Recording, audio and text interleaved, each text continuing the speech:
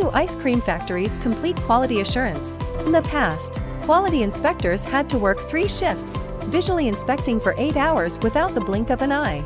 A momentary lapse of concentration can cause non-conforming products to enter the market, leading to customer complaints.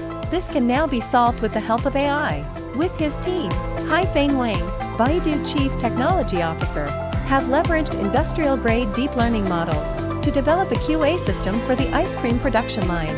In just 20 hours, using this system, an ice cream factory in Taizong, China, improved its inspection efficiency by 100 times. Now, the machine can inspect hundreds of products in a second, identifying dozens of types of defects on the entire production line.